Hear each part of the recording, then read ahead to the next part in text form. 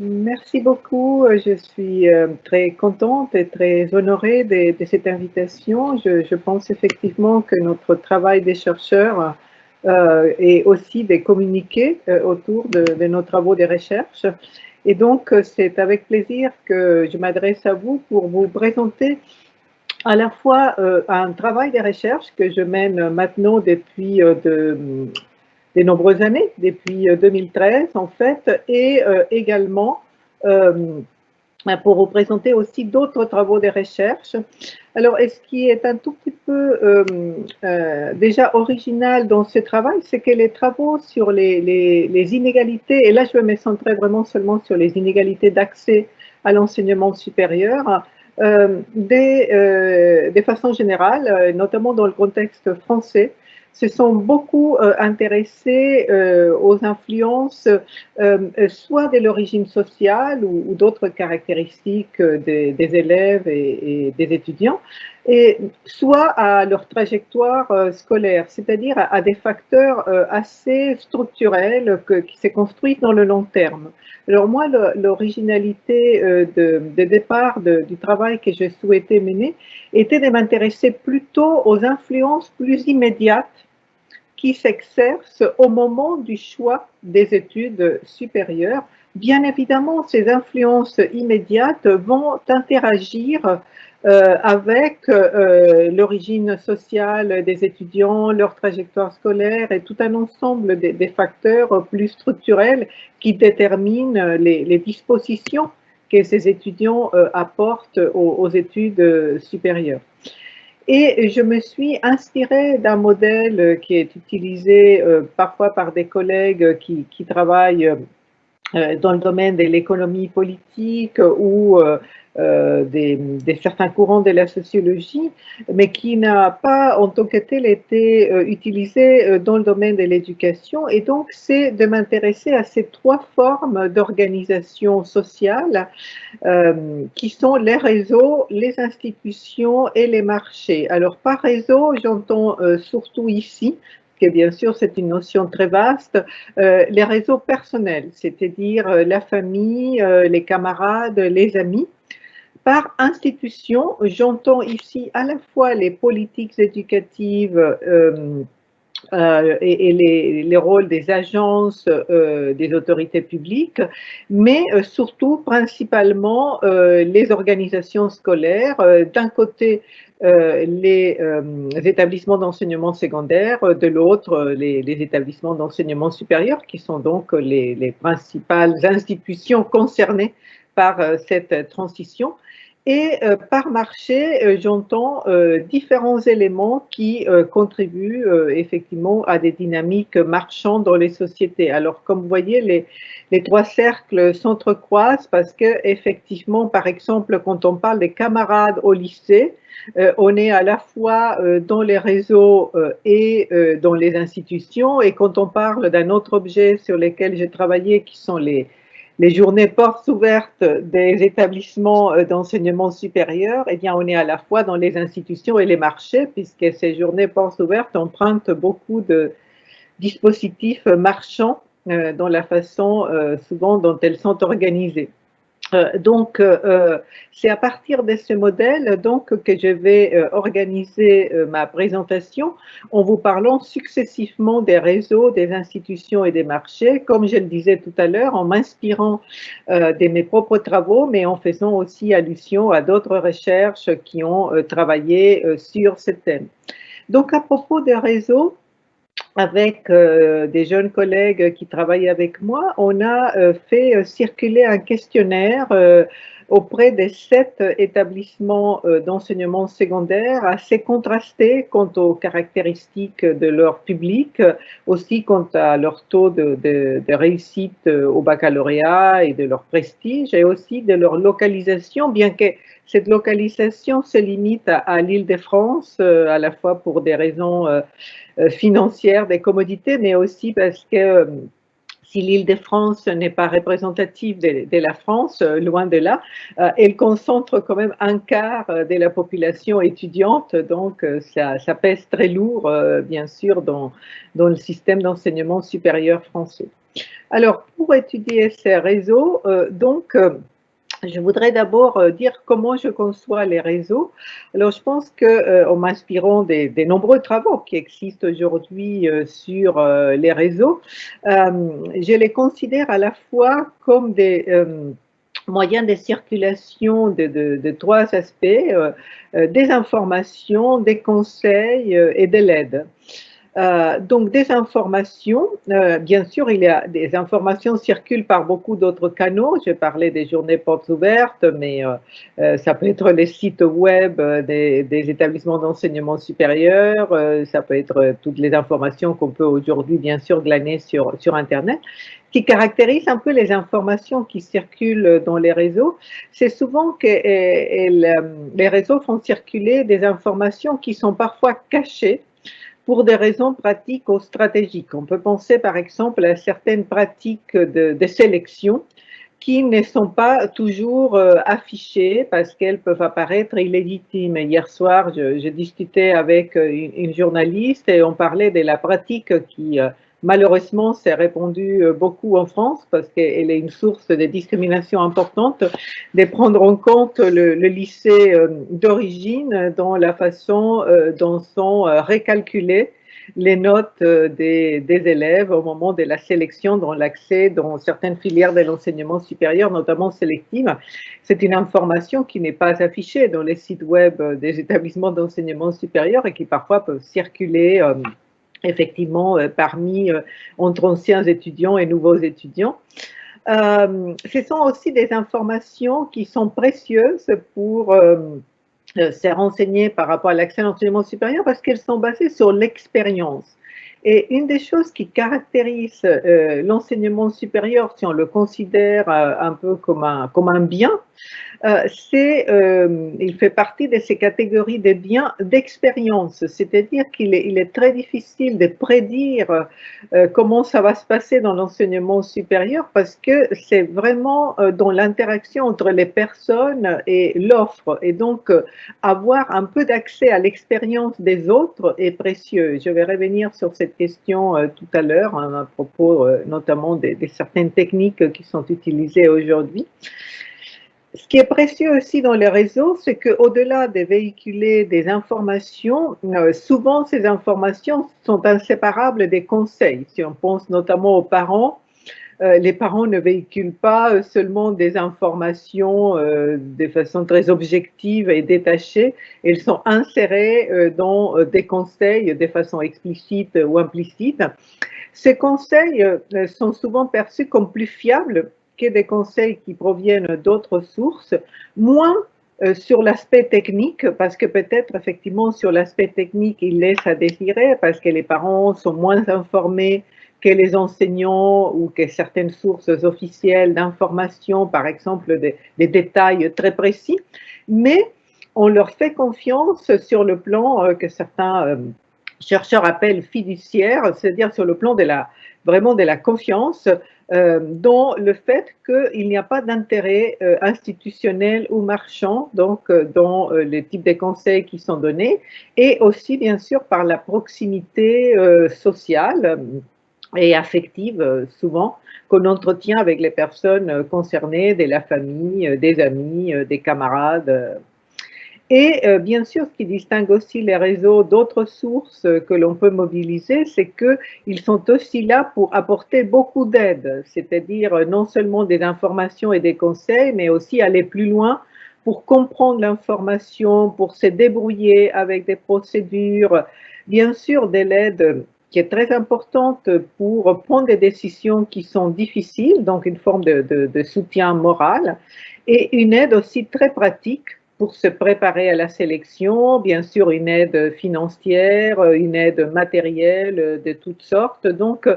les réseaux personnels remplissent de très nombreuses fonctions et donc on aurait tort d'ignorer le rôle quand on étudie l'accès à l'enseignement supérieur et de se focaliser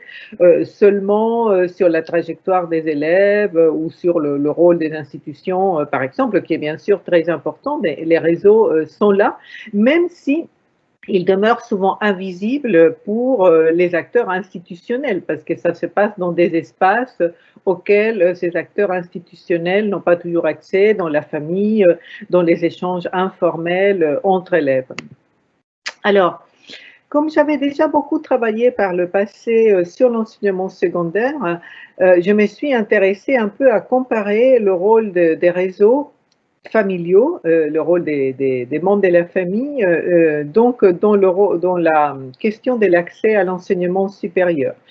Une des premières choses que j'ai trouvées, qui apparaît un tout petit peu dans la littérature, mais il n'y a vraiment pas beaucoup de travaux là-dessus. J'ai pas mal épluché la littérature en langue anglaise, notamment aux États-Unis, en Angleterre, où il y a une littérature très importante sur l'accès à l'enseignement supérieur. Il y a pas mal de travaux sur les réseaux, mais je n'ai pas trouvé beaucoup. Il y en a que quelques-uns en Angleterre qui sont focalisés sur cet aspect. J'étais frappée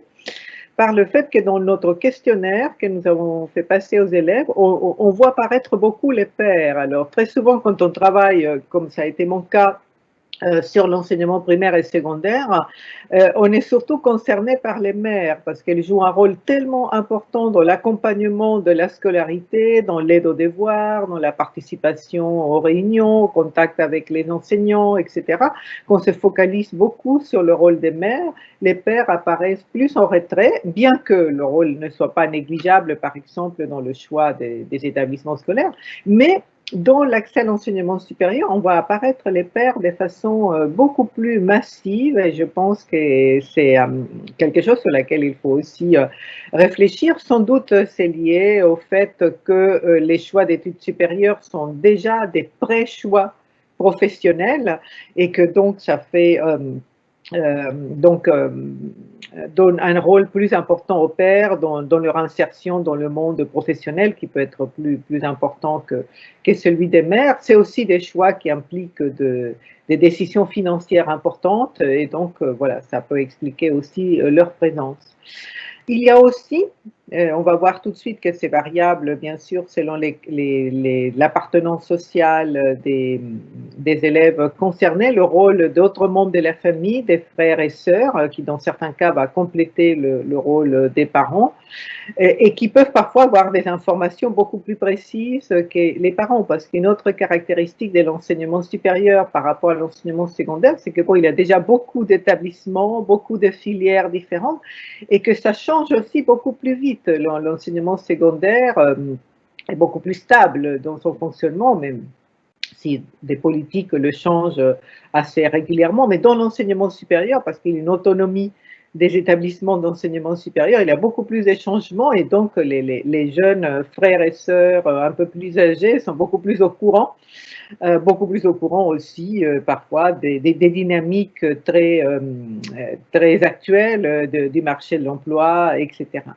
Et ce qui est important aussi, c'est que autant dans les choix dans l'enseignement primaire et secondaire, mais la famille étendue ne joue pas un rôle très important. Ce sont souvent par ailleurs des choix très locaux et si la famille étendue n'est pas à proximité, elle ne participe pas beaucoup. Alors qu'ici, dans le choix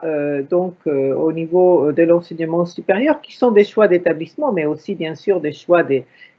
types de formation, des disciplines, des filières. Donc, ces membres de la famille étendue peuvent aussi participer, ils peuvent jouer un rôle de role model, ce qui est le cas aussi bien sûr des parents et des frères et sœurs, mais aussi des sources d'informations et des conseils sur certaines professions, sur certaines filières qui peuvent suppléer ou compléter les informations dans la famille. Et donc, dans notre recherche, on a essayé de comparer donc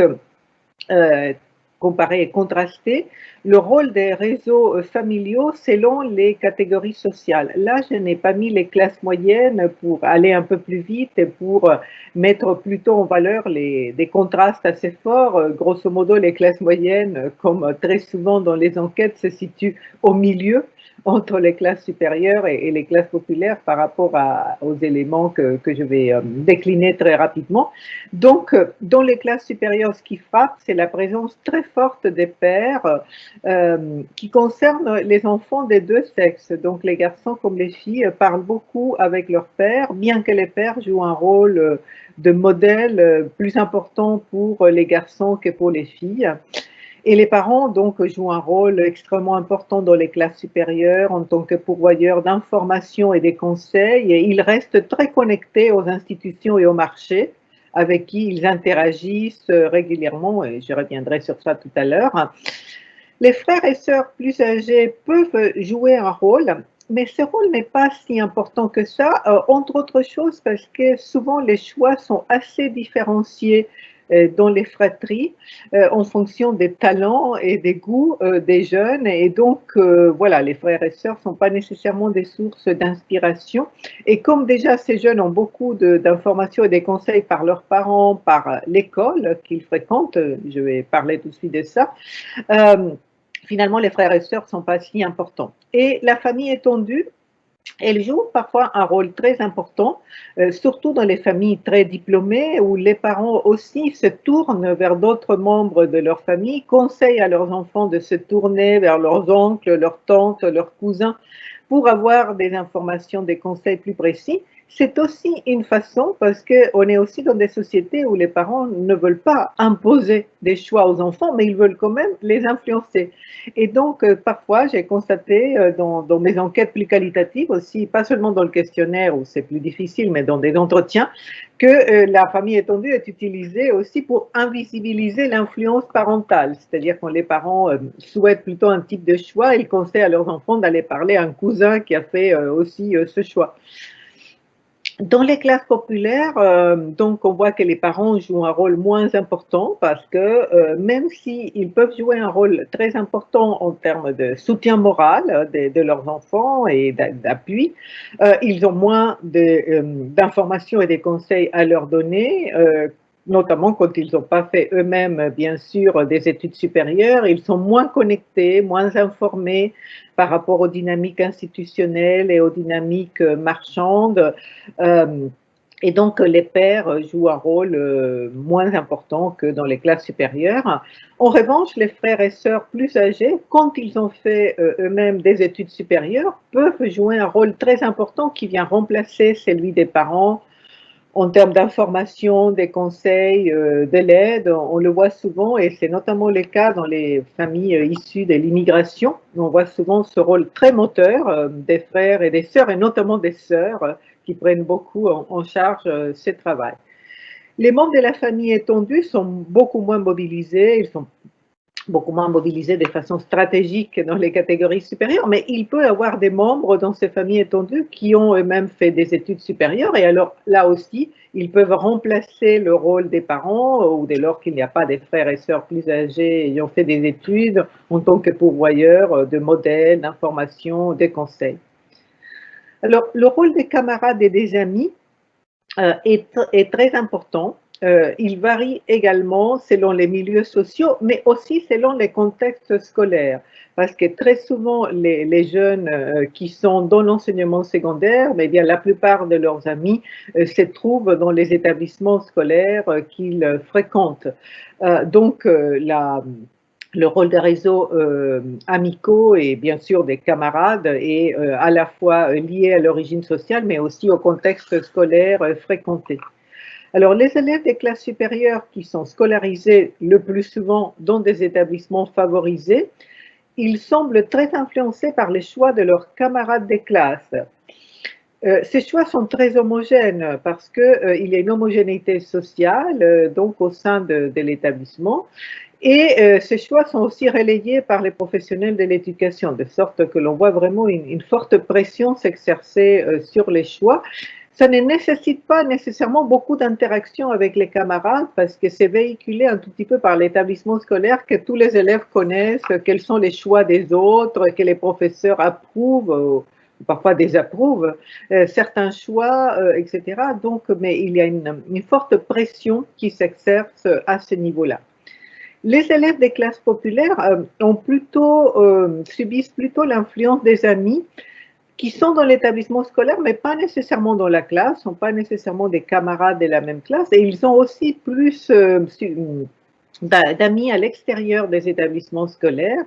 qui jouent un rôle important dans les aspirations, de fait de donner des informations et des conseils. Ils vont remplacer les parents, voire les professionnels de l'éducation, parce qu'on va voir que ces élèves n'ont pas toujours beaucoup de conseils dans les établissements qu'ils fréquentent. Ils médiatisent les influences institutionnelles et marchandes, mais pas toujours nécessairement dans le sens d'une élévation des aspirations et dans le fait de leur donner des informations et des conseils très précis parce qu'à nouveau, on est dans des réseaux très homophiles, c'est-à-dire dans lesquels la proximité sociale est très grande et donc ces élèves interagissent avec beaucoup d'amis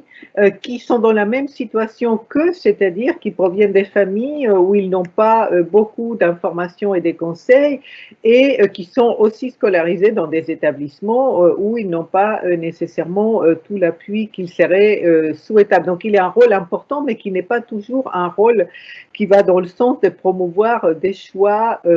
qui soient très ciblés, très pertinents, etc. On va le voir tout à l'heure de façon plus précise. Je souhaiterais maintenant passer donc au rôle des institutions. Je ne vais pas m'attarder sur les politiques éducatives, mais elles sont très différentes d'un pays à l'autre et ça serait compliqué d'entrer dans le paysage de toutes les politiques éducatives du système français. Je vais plutôt parler du rôle d'abord des établissements scolaires et après du rôle de la nouvelle plateforme des gestions des candidatures qu'on a mis en place en France. Alors, je me suis beaucoup intéressée à l'action canalisatrice des établissements d'enseignement secondaire, c'est-à-dire à comment les choix d'études supérieures sont influencés par les établissements d'enseignement secondaire que fréquentent les jeunes et quels sont les facteurs dans ces établissements qui vont influencer les choix. Et donc, parmi ces facteurs dont j'en ai distingué trois de façon plus centrale, donc ce sont les programmes d'enseignement, le curriculum donc des établissements d'enseignement, les modalités d'orientation des élèves et aussi le tracking, c'est-à-dire les filières et les options vers lesquelles sont orientés ces élèves ou qu'ils choisissent d'eux-mêmes parce que c'est souvent un peu entre deux que cela se situe. Et donc, ici, je m'inspire des travaux qui ont été menés dans d'autres pays, mais surtout de mon propre travail mené à nouveau avec une équipe de collègues où on a fait une enquête ethnographique qui a duré 2 ans, dont 4 lycées assez contrastés, 3 lycées publics, un lycée privé, un lycée très favorisé, un lycée assez favorisé, un lycée hétérogène et un lycée populaire. Et donc, on s'est d'abord intéressé d'une façon moins détaillée parce que ça aurait supposé un travail qu'on ne pouvait pas mener dans une très longue durée et mobilisant beaucoup d'énergie autour de qu'est-ce qui est enseigné et comment l'enseignement prépare à l'enseignement supérieur. Mais les entretiens qu'on a pu mener, les observations dans les cours qu'on a pu mener et toute la littérature existante montre qu'effectivement on peut utiliser ce concept du sociologue américain John Mayer qui parle des chartes institutionnelles, de dire que même à l'intérieur d'un système qui est officiellement assez homogène, et en France, les établissements d'enseignement donc suivent des programmes nationaux qui sont les mêmes pour tous, mais malgré tout, on constate des variations dans la façon dont ces programmes sont mis en œuvre par les enseignants. Et donc, on constate qu'il y a des différences, même quand c'est le même contenu, par exemple, c'est les mêmes enseignements d'histoire ou des mathématiques, on constate en observant les classes, en interrogeant les enseignants, que le degré d'approfondissement du curriculum, par exemple, ça fait toute la différence si pour un même contenu, par exemple des mathématiques, on fait seulement les 2 premiers exercices qui sont dans le manuel ou si on fait l'exercice 19 et 20, qui sont des exercices qui sont déjà extrêmement élaborés, qui supposent la mise en relation des connaissances en provenance des différents domaines, y compris des différents domaines disciplinaires, parfois qui sont interdisciplinaires.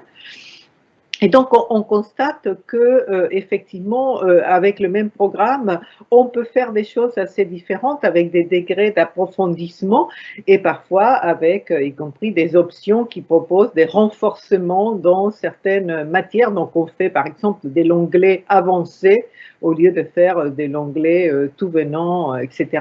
Les méthodes varie aussi et notamment on a observé que plus les établissements sont favorisés, plus les méthodes pédagogiques se rapprochent de celles du supérieur où on fait par exemple des cours magistraux qui sont encore très courants dans l'enseignement supérieur français sans par exemple faire des pauses, c'est aux élèves de prendre des notes, l'enseignant ne revient pas, ne répète pas, etc. Aussi en donnant une certaine place à la recherche, en donnant place à la pluralité des connaissances, ou par exemple présentant la Révolution française avec différents types d'approches, et bien une approche libérale, une approche marxiste de la Révolution française, etc., en donnant place donc à cette relativité des connaissances qu'on va trouver dans le supérieur. Et l'évaluation aussi varie, avec par exemple dans les lycées français très favorisés, on constate que le degré de sévérité de la notation est très fort parce que ça prépare au degré de la sévérité la notation dans les classes préparatoires d'accès aux grandes écoles où la sévérité des notes est très, très grande. Aussi, ce que l'on constate, c'est que la façon dont on construit les bulletins des notes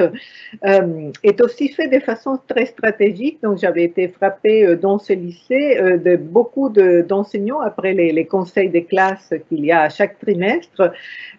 pouvaient dire des choses très, très dures à certains élèves en disant, mais voilà, avec les progrès que tu es en train de faire en ce moment, tu ne pourras jamais prétendre à telle formation dans le supérieur. Mais ils ne mettaient jamais ça par écrit dans le bulletin des notes pour que ça ne pénalise pas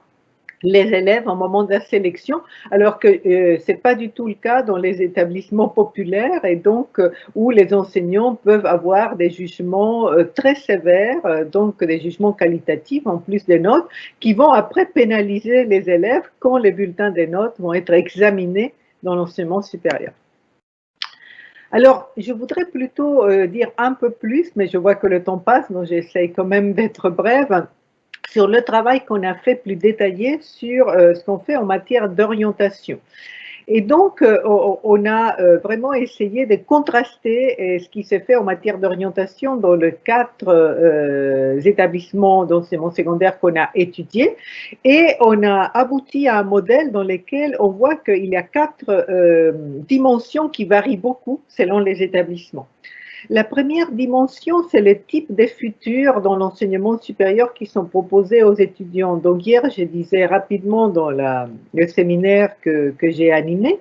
que effectivement, même si on utilise très souvent le même PowerPoint qui a été préparé par le ministère de l'enseignement supérieur qui présente toutes les filières qui existent, donc quand on a assisté aux réunions en direction des parents ou en direction des élèves, on voit que très vite, on ne parle pas du tout de tout l'enseignement supérieur, mais que selon les types d'établissements, dans les établissements favorisés, on parle surtout des classes préparatoires ou de certains établissements très prestigieux ou de certaines filières plus prestigieuses comme les études de médecine et qu'on ne parle pas du tout des études courtes, c'est pratiquement comme si elles n'existent pas. En revanche, quand on va du côté des lycées plus défavorisés,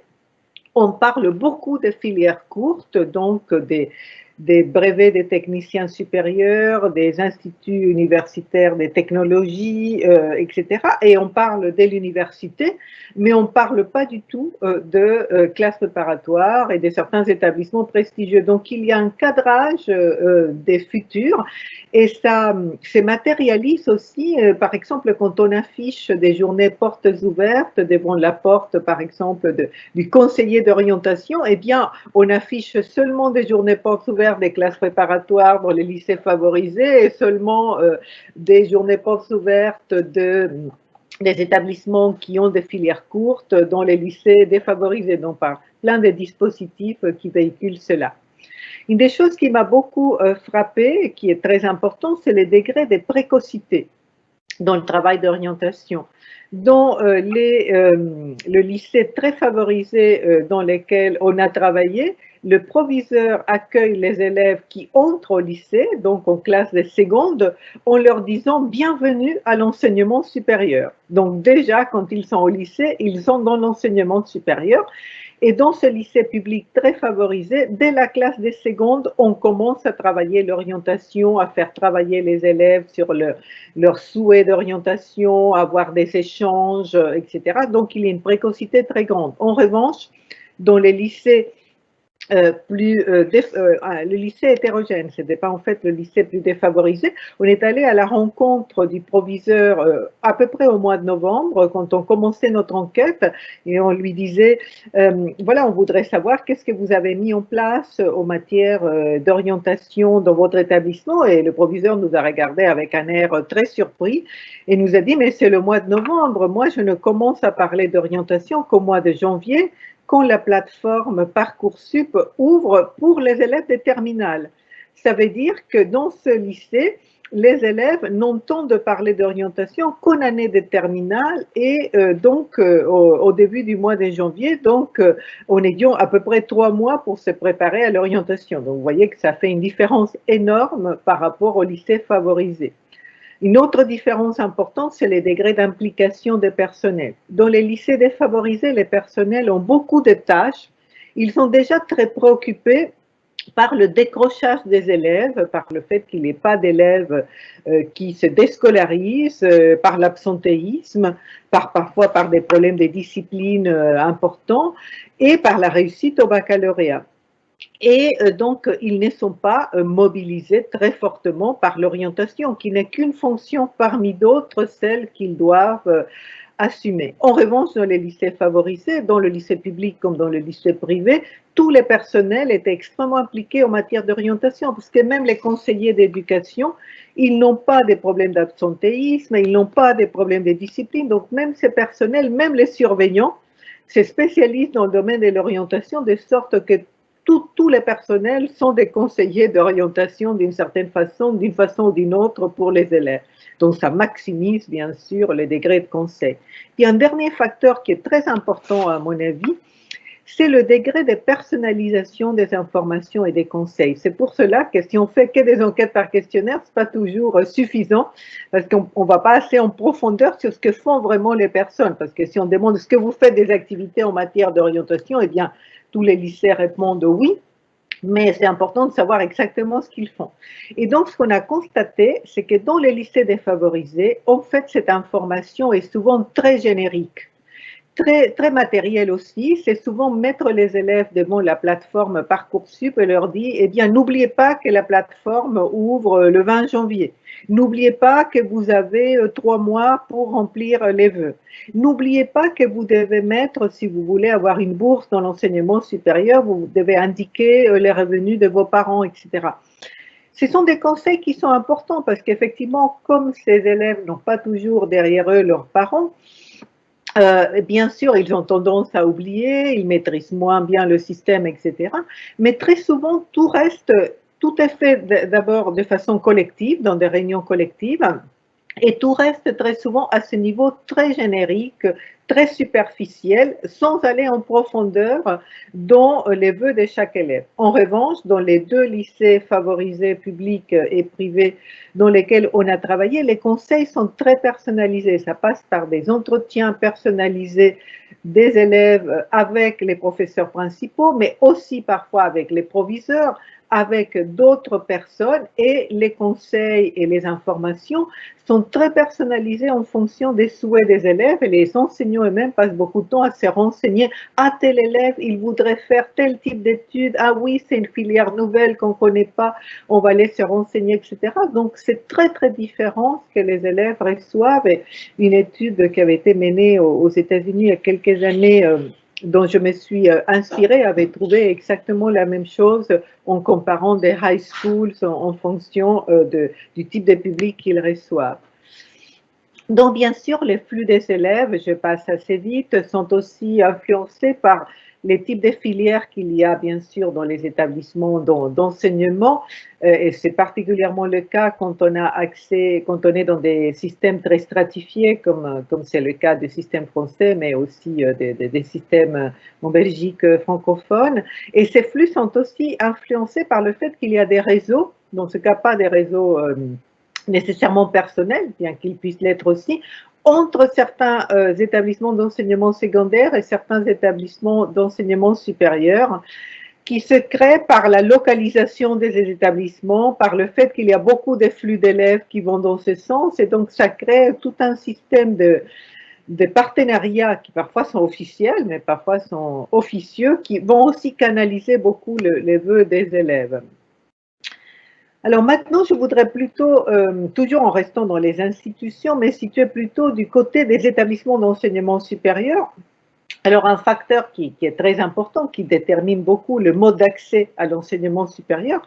ce sont les critères et les mécanismes des sélections qui sont utilisés. Alors, selon les systèmes, mais même à l'intérieur d'un même système, c'est ce qui caractérise l'autonomie des établissements d'enseignement supérieur. Donc, du coup, il y a une très grande diversité dans les critères et les mécanismes qui sont mobilisés. Et c'est très important de se pencher avec beaucoup de détails parce que à l'intérieur même, par exemple, des critères scolaires, qui sont les critères prédominants, parce que bien sûr, on est dans des systèmes méritocratiques dans lesquels les critères scolaires pèsent très très lourd, même à l'intérieur de ces critères scolaires, il peut y avoir des fortes variations selon les critères plus fins que l'on prend.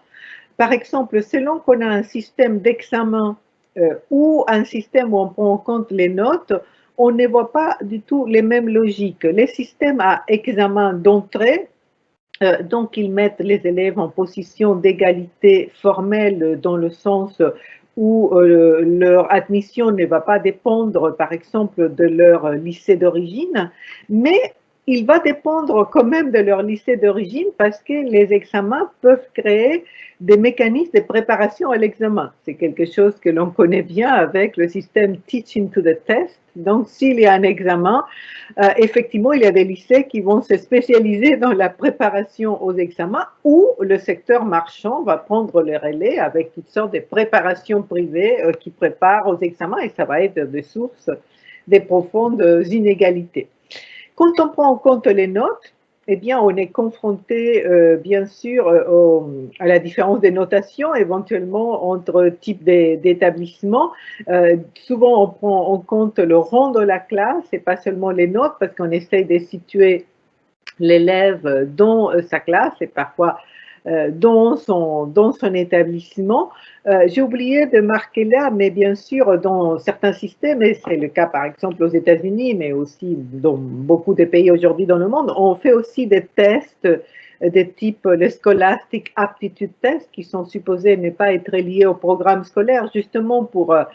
qu'il n'y ait pas ce lien un peu organique avec l'enseignement secondaire. Et on voit que les résultats varient dans le type de profil d'élèves en fonction de si on privilégie l'examen, les notes ou des tests comme le SAT. Selon qu'on privilégie aussi des écrits divers des élèves, par exemple, on demande aux élèves de faire une dissertation ou un essai qu'on va évaluer. Voilà, donc c'est aussi la façon qu'a l'enseignement supérieur de prendre un peu ses distances avec les modes d'évaluation dans le secondaire. À cela s'ajoutent parfois des critères institutionnels que l'institution cherche à favoriser au-delà du mérite scolaire, quels que soient les critères que l'on prend pour mesurer ce mérite, c'est par exemple, on va favoriser des élèves qui ont visité l'établissement, comme aux États-Unis par exemple, on fait beaucoup de visites d'établissements. En France, on a constaté en observant les journées portes ouvertes que dans certains établissements sélectifs, on note les noms des élèves qui ont fréquenté ces journées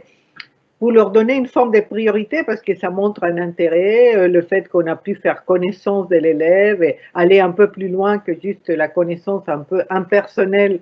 par les dossiers. Et bien sûr, les établissements parfois peuvent donner la priorité aux élèves qui font candidature en premier, quand il n'y a pas un système centralisé comme en France. C'est le cas de beaucoup d'établissements aux États-Unis. Donc, ce qui est une façon aussi de s'attacher les meilleurs élèves, c'est-à-dire qu'on leur donne la priorité, mais après, ils ne peuvent pas se désister. Et les établissements peuvent aussi avoir intérêt à n'avoir pas seulement que des très bons élèves, mais avoir aussi des très bons athlètes parce que ça contribue au prestige de l'établissement ou des élèves qui ont des talents particuliers dans le domaine des arts, par exemple de la musique, de la danse, etc.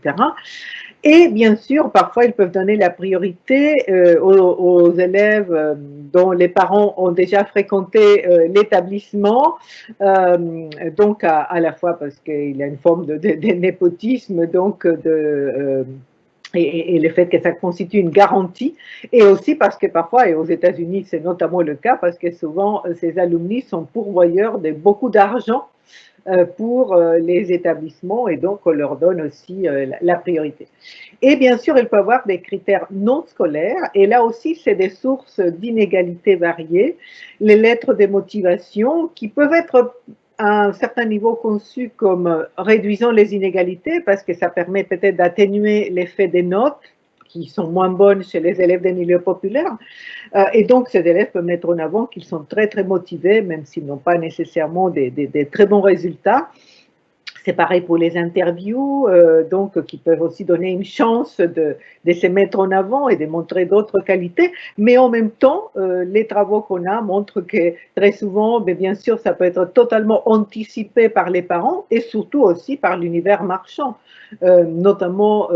aux États-Unis, mais aussi dans d'autres pays, y compris là où on ne s'attend pas. Je discute de ça souvent, par exemple, avec des collègues finlandais, où il y a aussi beaucoup de boîtes qui préparent aux examens d'entrée, qui préparent à ces lettres de motivation, etc. Donc, c'est aussi des sources d'inégalité par rapport à la capacité à se préparer et à montrer les qualités requises dans ces domaines. De même qu'en France, par exemple, maintenant, on peut mettre des activités extracurriculaires dans la plateforme nationale. Et bien sûr, les élèves des milieux favorisés ont beaucoup plus d'activités dont ils peuvent faire état et dont ils savent faire état de façon stratégique que les élèves des milieux populaires. Alors, je passe vite donc sur cette plateforme, donc qui est peut-être un peu spécifique aussi au cas français. Donc, on a ces plateformes centralisées, mais en Angleterre, ça existe aussi. C'est moins ambitieux qu'en France avec le système UCAS. Donc, ces systèmes de plateformes centralisées, on a l'impression que ça introduit une forte homogénéité, mais en fait, cette homogénéité est souvent une homogénéité des façades, parce que derrière la plateforme, il y a tous ces établissements et toutes ces filières qui gardent leur mode de sélection très varié. À la complexité déjà de comprendre les modes de sélection des établissements qui ne les affichent pas toujours, s'ajoute aussi le fonctionnement même de la plateforme et la façon dont elle fonctionne. Par exemple, la première plateforme en France, APV, demandait aux élèves de faire un classement de leurs vœux. Et en fait, c'était très important de faire un classement stratégique en mettant d'abord les filières les plus sélectives et à la fin les moins sélectives. Parce que si on mettait les filières moins sélectives d'abord, on obtenait tout de suite ces vœux-là et on n'arrivait jamais à avoir les filières sélectives à la fin. Et donc, selon le type de fonctionnement du système, donc ça fait intervenir d'autres éléments. Et donc, ça demande beaucoup de capacités stratégiques de la part des usagers pour pouvoir utiliser le système à leur avantage et même faire ce que les anglo-saxons appellent game in the system, c'est-à-dire en tirer profit, détourner un peu le système. Est-ce que seuls les élèves, voilà, les plus initiés, les plus informés savent, donc voilà, ces plateformes, elles ont pu contribuer à réduire un peu les inégalités en permettant aux élèves des milieux populaires d'avoir une meilleure connaissance de l'offre d'enseignement supérieur. Et on a vu ces dernières années que ces élèves font plus de vœux maintenant parce qu'ils ont, grâce à la plateforme, pris connaissance de l'existence de ces filières. Mais ce n'est pas pour cela qu'ils obtiennent davantage leurs vœux, malheureusement, parce que derrière le système, il y a tous les critères de sélection des établissements d'enseignement supérieur, parce que le système lui-même rajoute une couche d'inégalité par rapport au fait que ces élèves n'ont pas toujours le capital culturel qui permet de comprendre et d'utiliser de façon stratégique la plateforme, et donc se trouvent à la fin sans savoir aucune proposition dans l'enseignement supérieur et à devoir choisir entre guillemets entre les filières dont personne ne veut, qu'une commission d'affectation leur propose tout à la fin. Et donc voilà, plus insatisfaits peut-être encore que dans le système antérieur, parce qu'ils ont cru qu'ils pouvaient avoir plein de choses et en fait ils se retrouvent à la fin sans rien. Ce qui crée des problèmes aussi qui ne sont pas que des problèmes d'inégalité, mais aussi des problèmes de frustration qui sont très, très importants aussi pour comprendre nos sociétés actuelles. Alors, pour finir, je voudrais vous parler des marchés. Je vais passer un peu plus vite sur les premières slides parce que elle concerne un peu des aspects des marchés que j'ai moins étudiés pour l'instant dans cette recherche. Dans les marchés, c'est beaucoup de choses à la fois. Donc, on peut d'abord parler de la question des coûts, des modes de financement. On peut parler d'une logique de marché par les dynamiques des compétitions qui existent entre différents types d'établissements et la façon dont ça engendre aussi des inégalités dans l'accès à l'enseignement supérieur, ces mécanismes des compétitions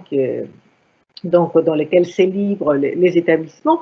Et on peut aussi parler des dispositifs marchands. Et pour ne pas être trop long et laisser quand même un peu de temps à la discussion, puisqu'on a commencé avec un tout petit peu de retard, donc je ne parle pas beaucoup de ce système de financement et de coûts. Je pense que ce sur quoi je voudrais attirer l'attention, c'est la présence d'établissements d'enseignement supérieur privés, notamment lucratifs. En France, on a vu une augmentation assez spectaculaire, alors que le système français s'est caractérisé plutôt par le fait que son système d'enseignement supérieur était plutôt beaucoup plus,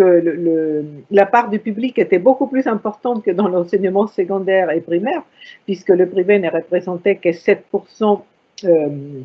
à la fin des années 90, il représente aujourd'hui 20% de l'enseignement supérieur, donc il y a une augmentation exponentielle qui est due largement à la présence de beaucoup de nouvelles écoles privées à but lucratif qui ont rempli des créneaux qui ne sont pas très bien remplis par l'enseignement public, qui se sont aussi situés dans des localités où l'enseignement supérieur n'était pas très bien représenté. Et donc, ça joue un rôle dans les dynamiques actuelles. Je vais en parler tout de suite à propos d'un des dispositifs marchands dont je vais vous parler. Et puis, bien sûr, la question des coûts est une question centrale, puisque les inégalités des capitales économiques ou des ressources économiques entre les étudiants sont très importantes et elles vont être très déterminantes dans l'accès à l'enseignement supérieur. Sur la compétition, donc je dirais peu de choses.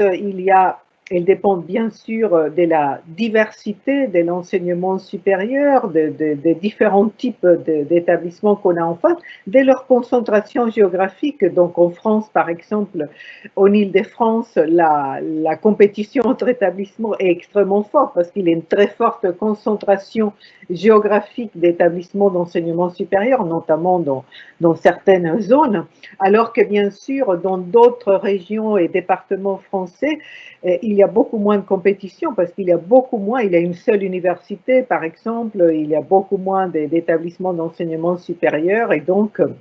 il y a beaucoup moins ces mécanismes de compétition. Voilà. Et parfois, l'État cherche à réguler ces mécanismes. Par exemple, en France, il a existé par le passé un système qui s'appelait Ravel, qui était un système un peu des cartes scolaires pour l'enseignement supérieur qui fonctionnait en Île-de-France, où les élèves étaient affectés dans l'enseignement supérieur en fonction de leur localisation géographique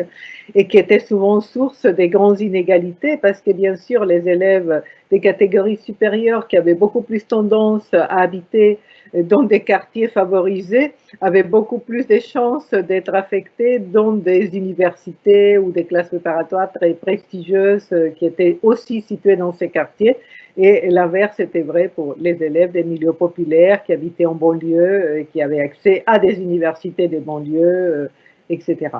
Mais ce sont des facteurs que je n'ai pas étudiés récemment dans le cadre de cette enquête et donc je voudrais plutôt me centrer sur les dispositifs marchands. Et donc, ces dispositifs, et là je me suis beaucoup inspirée des travaux de mes collègues parce que c'est un courant qui est très développé en France, la sociologie économique, et à Sciences Po, nous avons des équipes qui travaillent dans ces domaines, et notamment dans le domaine de ce qu'ils appellent les dispositifs de marché, c'est-à-dire comment il y a tout un ensemble à la fois des personnes, des intermédiaires, donc qui sont des individus, et aussi des dispositifs qui vont effectivement créer des formes d'interaction marchande. Et donc, je me suis intéressée à 3 types de dispositifs dans cette enquête. Les sites web, donc on a analysé beaucoup avec mes étudiants. J'ai pu mettre à profit donc dans mes enseignements beaucoup des générations d'étudiants qui ont fait des analyses des sites web d'établissements d'enseignement supérieur pour analyser les stratégies marchandes qui se déploient dans ces sites web, les stratégies de marketing, de packaging qui sont déployées selon les types d'établissements, les comparer entre eux. J'ai aussi, avec des étudiants et des collègues, étudié, donc, comme je vous disais tout à l'heure, un ensemble des journées portes ouvertes et d'activités de ce type. Mais aujourd'hui, je vais juste, pour aller plus vite, me centrer plutôt sur l'autre dispositif que j'ai étudié, qui sont les salons de l'enseignement supérieur. Donc, on a étudié à peu près 25 salons de l'enseignement supérieur organisés en Île-de-France. Ces salons sont majoritairement organisés par des agences privées, notamment l'agence qui s'appelle L'Étudiant, Studirama, d'autres agences comme DigiSchool, aussi parfois par des journaux. Le Monde organise un salon des grandes écoles, Le Figaro c'est aussi maintenant mis dans les créneaux des salons. C'est un créneau très rentable, dont la rentabilité repose non pas sur ce que payent les visiteurs, parce que c'est gratuit pour les visiteurs, il suffit juste de remplir donc un formulaire sur Internet pour pouvoir accéder gratuitement, mais sur ce que payent les offreurs, donc les établissements d'enseignement supérieur et les autres acteurs dans les salons. Donc là, peut-être vous ne voyez pas très bien, je me suis aperçue que ce slide, donc l'écriture est très petite, mais j'ai voulu vous montrer un tout petit peu un peu le mode de cadrage des visiteurs. Donc je vous parlais tout à l'heure des cadrages qui s'opèrent dans les établissements d'enseignement secondaire, donc via le curriculum, via les activités d'orientation. Je me suis aussi intéressée au cadrage tout à fait différent dans les salons. Alors, une partie de ces cadrages repose sur la façon qui sont les établissements d'enseignement supérieur qui sont dans les salons. Or, le paysage de l'enseignement supérieur qui est présenté dans les salons est très différent du PowerPoint du ministère de l'enseignement supérieur,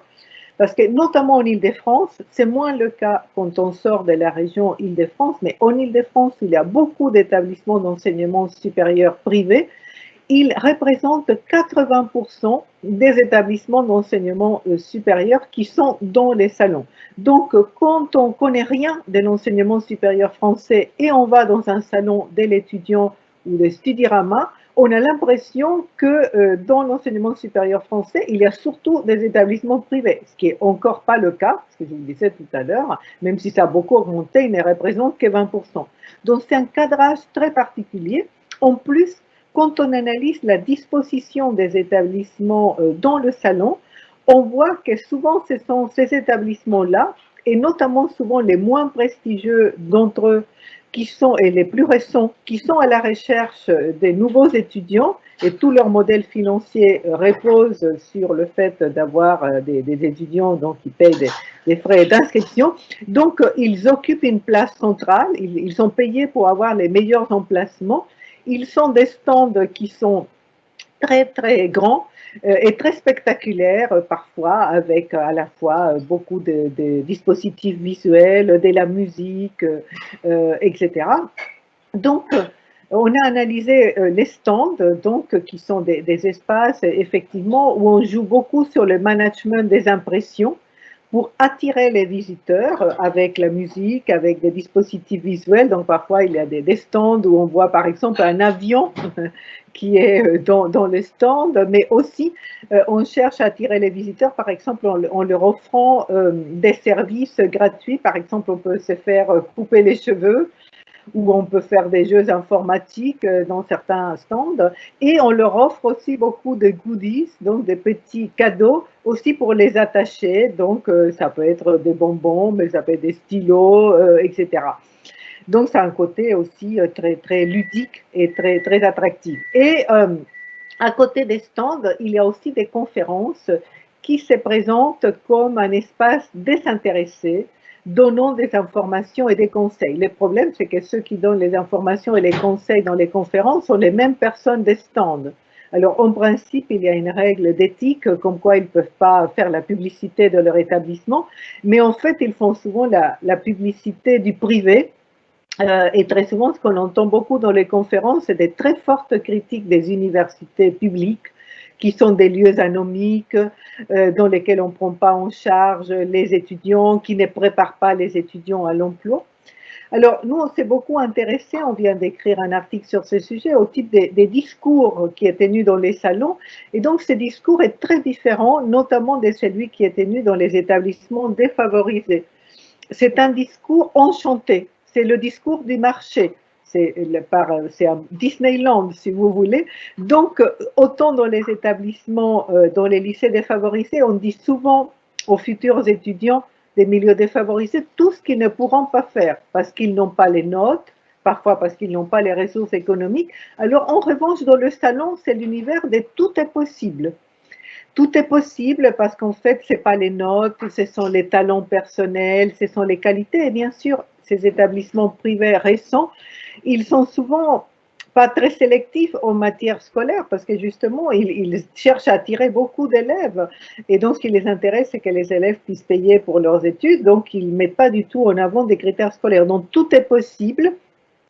Tout est possible aussi parce que la dimension financière n'est pas si centrale, parce que justement, on peut obtenir des prêts ou des modalités de financement, etc. Donc, c'est un univers enchanté et qui présente effectivement aussi l'enseignement supérieur comme un univers où il y a plein de passerelles. Donc, vous pouvez commencer par faire un enseignement court et vous pouvez même atterrir après dans une grande école parce qu'aujourd'hui, il y a plein de passerelles dans le système d'enseignement supérieur. C'est vrai qu'il y a un peu plus de passerelles que par le passé, mais il y en a même très peu. Et quand il y en a, vraiment, elles concernent des groupes très, très réduits d'étudiants. Donc, voilà, c'est beaucoup moins enchanté dans la réalité qu'on ne le comprend. Et puis, pour ne pas être trop longue, ce qui nous a beaucoup intéressé aussi dans les salons, c'est la façon dont ils jouent sur ces mécanismes d'identification. Je vous disais tout à l'heure que les réseaux personnels jouent un rôle très important parce que les élèves s'identifient à leurs parents ou à leurs camarades ou à leurs amis. Donc, ces mécanismes de proximité jouent beaucoup. Et dans les salons, et ce qu'on fait souvent, c'est qu'on fait venir dans les stands des étudiants ambassadeurs de leur établissement pour justement créer ces mécanismes d'identification. Et effectivement, ces étudiants sont très enthousiastes. Ils parlent très peu des études directement, mais ils parlent beaucoup des fêtes, des associations étudiantes, de voyages à l'étranger. Donc, ils contribuent aussi à cette magie qui prend place dans les salons. Alors nous, on a fait aussi une enquête auprès des visiteurs que j'ai choisi de ne pas vous présenter pour ne pas être trop longue. On n'est pas sûr que ce soit représentatif des visiteurs parce qu'on ne connaît pas le profil des visiteurs des salons puisque les agences ne recueillent pas des statistiques sur le profil précis des visiteurs, donc on n'a pas malheureusement ces éléments, mais on a un profil très, très diversifié dans les répondants à notre questionnaire et on voit que les visiteurs ont des usages très différents des salons. Les catégories supérieures vont souvent au salon de façon très précoce. Les salons, ce n'est qu'un outil parmi d'autres et ce qu'on a constaté surtout, c'est que les élèves vont souvent accompagnés par leurs parents et font des visites très ciblées, très stratégiques de certains stands où ils recueillent certaines informations très précises qu'ils vont comparer par la suite par rapport à toutes sortes d'autres informations qu'ils vont recueillir par ailleurs. En revanche, pour les élèves des milieux populaires, ils vont souvent seuls, en groupe, souvent les garçons d'ailleurs, en groupe, et pour eux, c'est quasiment comme une pratique ludique. C'est un divertissement, le salon est gratuit, donc si on n'a rien à faire un dimanche après-midi, surtout que les salons ont lieu en hiver, eh bien, on peut se balader dans le salon, obtenir toutes sortes de petits cadeaux, et on les a repérés, on a fait beaucoup d'observations, on les voit courir dans les couloirs, eh bien, s'amuser à faire des jeux informatiques, comme je disais tout à l'heure, ou à se faire couper les cheveux. Et donc, c'est une utilisation très ludique. Ils prennent plein de brochures qui sont distribuées, mais souvent ils les jettent à la sortie parce que c'était juste le jeu de prendre plein de brochures. Et donc, c'est pas sûr du tout que ça joue un rôle important. Alors, c'est important de s'intéresser au salon parce que aussi ce qu'on a constaté pour revenir au lycée populaire, c'est que beaucoup d'enseignants dans ces lycées se déchargent sur les salons qui sont souvent présentés, y compris dans le site du ministère de l'Enseignement supérieur et dans les sites des autorités publiques déconcentrées, comme si c'était un service public. Donc, il y a l'affiche avec tous les salons et les enseignants conseillent aux élèves d'aller au salon qui devient une sorte de substitut de ce qu'on ne fait pas dans les lycées. Mais vous voyez, le type de conseils qu'ont les élèves dans les salons ne sont pas toujours des conseils qui vont être favorables aux élèves des milieux populaires, pas nécessairement pour les mêmes raisons que ceux qu'ils reçoivent dans les lycées. Et en plus, malheureusement, très peu d'enseignants exploitent ensuite ce que les élèves ont fait dans les salons, ce qui pourrait être un exercice un peu critique, d'un tout petit peu analyser par exemple les brochures ou les informations qu'ils ont pu noter ou les conseils pour les discuter avec leurs enseignants qui feront de la part voilà, de quelles sont les informations fiables ou pas. Eh bien, malheureusement, ce n'est pas le cas. Donc, au-delà de cela, il y a beaucoup d'autres intermédiaires privés. Aujourd'hui, donc, j'ai dit sur Internet, on peut avoir aussi non seulement bien sûr les sites web des établissements, mais beaucoup d'acteurs privés qui proposent du coaching en matière d'orientation, des préparations aux examens, aux tests, aux interviews, etc. Donc il y a une offre pléthorique. Tous les jours, je découvre des nouvelles agences, parfois ce sont des associations, parfois ce sont des agences privées, mais vraiment il y a une croissance exponentielle de ce marché-là, notamment sur Internet. Je conclus donc pour laisser un tout petit peu de temps à la discussion sur le fait que, bien sûr, que les facteurs structurants qui tiennent à l'origine sociale des élèves, qui tiennent à leur trajectoire scolaire sont très importants, mais je pense qu'il faut aujourd'hui les étudier en interaction avec ces trois types d'organisations sociales que j'ai essayé de vous montrer. Et donc,